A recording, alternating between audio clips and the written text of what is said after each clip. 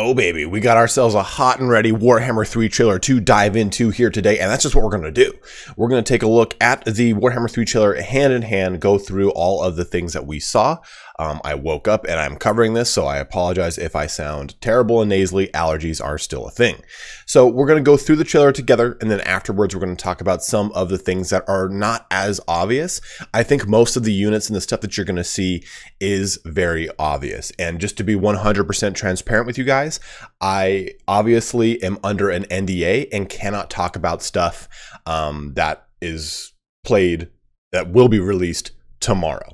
We're going to have a whole ton of content coming out for Warhammer 3 tomorrow that's going to talk about a lot of the stuff in this video. So we'll be talking about things from a speculative lore standpoint rather than concrete fact. I'm sorry if that is a little dishonest, but again, I am under an NDA, so I am relegated to not talk about those things from a concrete fact standpoint. Before we get started, if you have not yet pre-ordered Warhammer 3, you can use the link in my description to get yourself a Steam key through Nexus. They have a relationship with the developer, and they just procure the keys directly for you, and it is a great way to support the channel. But as always, guys, if you do enjoy this content, don't forget to like, subscribe, comment below. But let's dive in to this trailer. Okay, so Peggy just letting us know that I'm 16 years old again.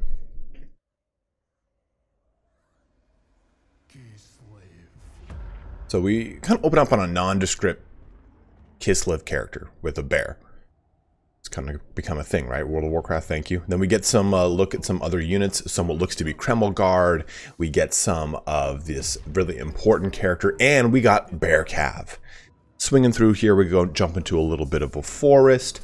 Again, she seems to be a Kossar style character that we've talked about before in our army list style video. You can take a look in that upper right corner.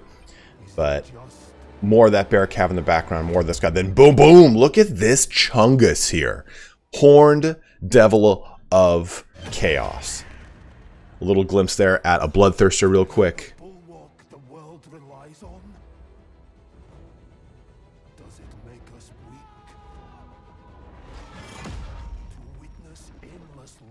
Maybe some signs of corruption right there, but look how juicy. Look how juicy these Warriors of Khorne look. Oh man, it's so exciting to see mortal god specific units.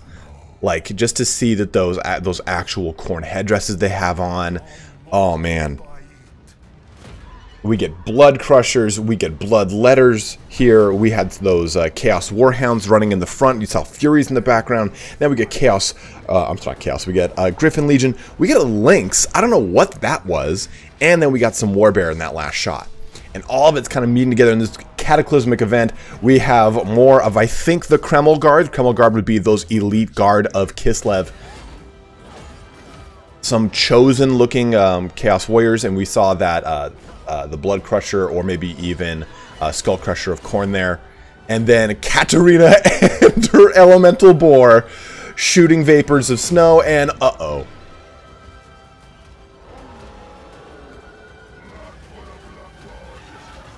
I like, you always read Blood for the Blood God, Skulls for the Skull Throne, but to actually hear a Bloodthirster scream it and then lurch into the air and attack a gigantic ice elemental based bear, or mud ace elemental bear, I don't know what the hell, but, and then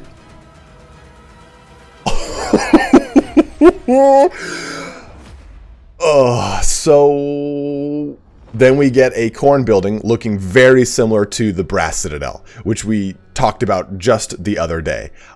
Oh my god. So let's talk about some of these things. I've taken some stills from the actual trailer itself, and let's talk about the Bear Cav first. Not to be confused with Pear Cav, those are fruits. And these guys look juicy. And I love how they're kind of developing this further and further. They're different than the ones that we saw in the original release trailer. I don't see the big, huge, like, antler horns that we saw on that cinematic trailer, but I am seeing these, like, glowing runes on them.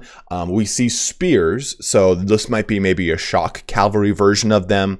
I don't know if we're going to see different armaments, but I think, again, the fact that the ones in the cinematic trailer had those big horns might be an indication of there being different types of bear cavalry for Kislev. But I think it's great to just see the Bear Cav in the quote-unquote flesh yet again. We can see a whole lot more of other stuff tomorrow that I can showcase more, but again, we have to wait for that. But let's talk about some other units here. Moving over to the other picture, we have got the Griffin Legion or the Winged Hussars, the Winged Lancers, whichever one this is, right? Remember, in the lore, there are multiple versions of the Kislev cavalry that actually have wings on them. So it's hard to say which one this is for certain.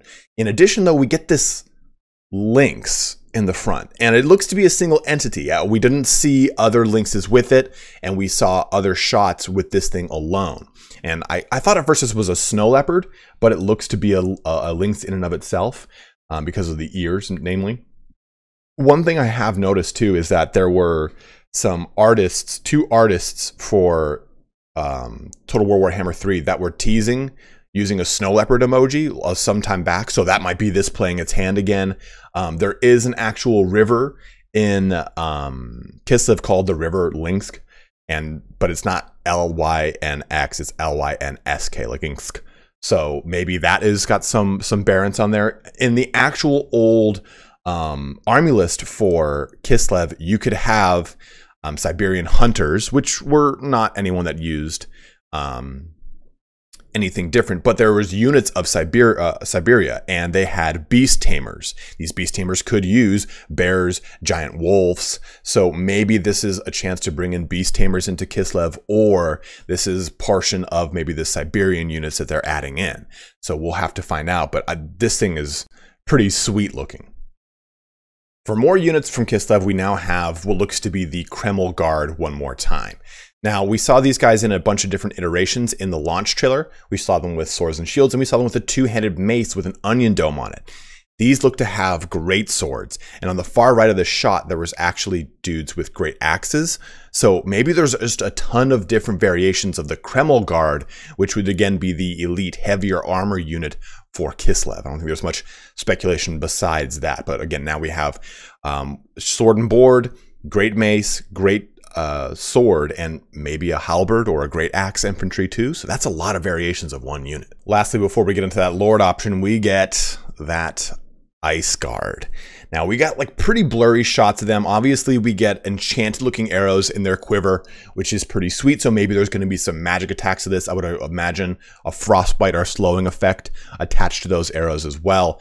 And if you kind of look at the first time you see the ice switch and you rewind it back and forth, back and forth, back and forth, she's using a halberd, and you can see that, or at least just some sort of polearm. You can see that represented also in the ice guard behind her when she's fighting a Chaos Warrior. So to see a pretty cool hybrid unit of both a great weapon or a halberd, or at least an AP anti-large style weapon, and a range weapon is going to be pretty fancy for these ice guard. Now to talk about Kislev centerpieces, we have this gigantic frosty ice elemental mud bear, and we have Katarine herself, Lady Katarine, the Tsarina of Kislev. And we don't really know yet, right? We don't know how that plays out. Is Boris still alive, her father, or is she the ruler of Kislev?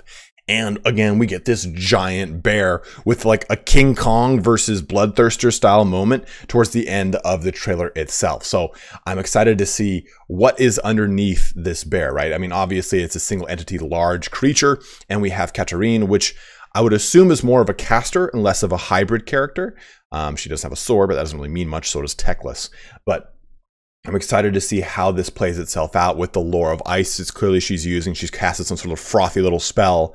And again, a bearded ice bear elemental giant thing, it pops up out of nowhere. So we have a lot to unfold with that. And we kind of get a mention of how Kislev has a primal spirit.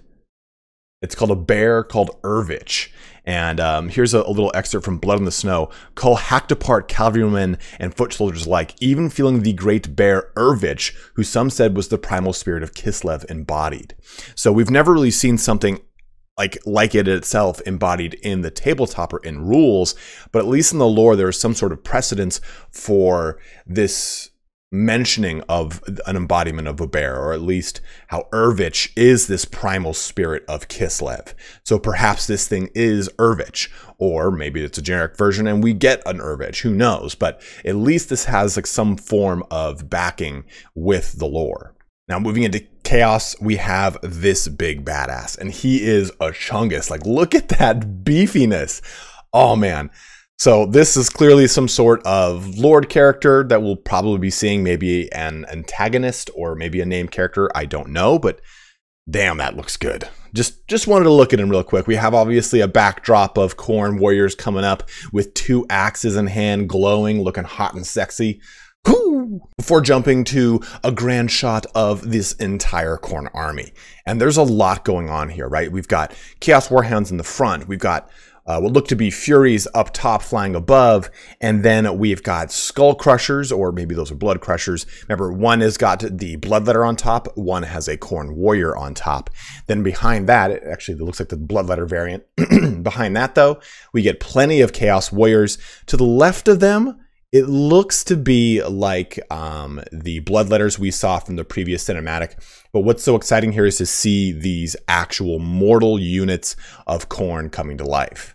Speaking of, here's a blown up shot of one, and throughout the trailer you see a lot of different variants. You see guys with halberds, or at least great weapons fighting. You see dudes with 2 axes, and you see ones with an axe and a shield. So it looks like we're going to have plenty of variants of just Khorne mortal warriors. So I'm excited to see what other mortal warriors we get access to, right? We've got Tzeentch, we've got Nurgle, we've got Slaanesh. There's so many options. And I wonder if there's going to be, okay, maybe Khorne is the only one that has this loadout as far as 2 axes go.